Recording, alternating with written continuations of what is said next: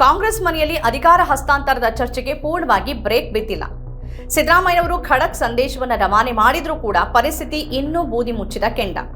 ಈ ನಡುವೆ ಇವತ್ತು ಸಿಎಂ ತವರು ಮೈಸೂರಿನಲ್ಲಿ ಬೃಹತ್ ಸಮಾವೇಶವನ್ನು ನಡೆಸಲಾಗಿದೆ. ಸಿದ್ದರಾಮಯ್ಯ ಆಪ್ತ ಬಳಗದವರೇ ಈ ಸಮಾವೇಶದ ನೇತೃತ್ವ ವಹಿಸಿದ್ದಾರೆ.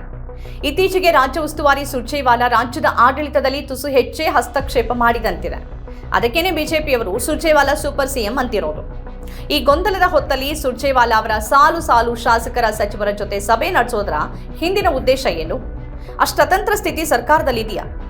ರಾಜಣ್ಣನವರು ಸಚಿವ ಮತ್ತು ಅವರ ಪುತ್ರ ರಾಜೇಂದ್ರ ಅವರು ಸುರ್ಜೇವಾಲಾ ಅವರ ನಡೆಗೆ ಬಹಿರಂಗವಾಗಿಯೇ ವಿರೋಧವನ್ನು ವ್ಯಕ್ತಪಡಿಸಿದ್ದಾರೆ.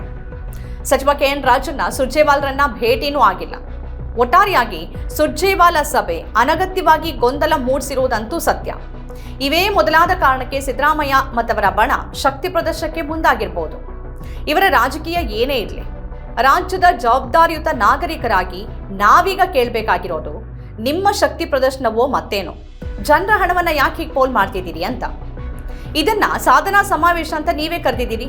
ಹಾಗಾಗಿ ಇದನ್ನ ಸರ್ಕಾರದ ಕಾರ್ಯಕ್ರಮ ಅಂತಾನೆ ನಾವು ಭಾವಿಸಬೇಕಾಗುತ್ತೆ. ಕಳೆದ ಮೇ ತಿಂಗಳಲ್ಲಿ ಸರ್ಕಾರಕ್ಕೆ 2 ವರ್ಷ ತುಂಬಿದ ಖುಷಿಗೆ ಹೊಸಪೇಟೆಯಲ್ಲಿ ಸಾಧನಾ ಸಮಾವೇಶ ಮಾಡಿದ್ರಿ. ಅಲ್ಲಿ ರಾಹುಲ್ ಗಾಂಧಿ, ಮಲ್ಲಿಕಾರ್ಜುನ್ ಖರ್ಗೆ ಎಲ್ಲರೂ ಬಂದಿದ್ರು.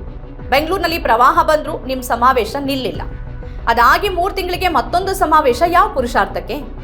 ಮೊನ್ನೆ ತಾನೇ ಶಕ್ತಿ ಯೋಜನೆಯ 500 ಕೋಟಿ ಟಿಕೆಟ್ ಅನ್ನು ಸಿಎಂ ಕೊಟ್ಟಿದ್ದಾರೆ. ಗೃಹಲಕ್ಷ್ಮಿ ಹಣ ಹೋಗರೆ 3 ತಿಂಗಳಾಗಿದೆ. ಅನುದಾನ ಇಲ್ಲ, ಕೆಲಸ ಮಾಡಬೇಕು, ಕ್ಷೇತ್ರದ ಜನಕ್ಕೆ ಮುಖ ತೋರ್ಸೋಕೆ ಆಗ್ತಿಲ್ಲ ಅಂತ ನಿಮ್ಮ ಶಾಸಕರೇ ಅಲವತ್ಕೊಳ್ತಿದ್ದಾರೆ.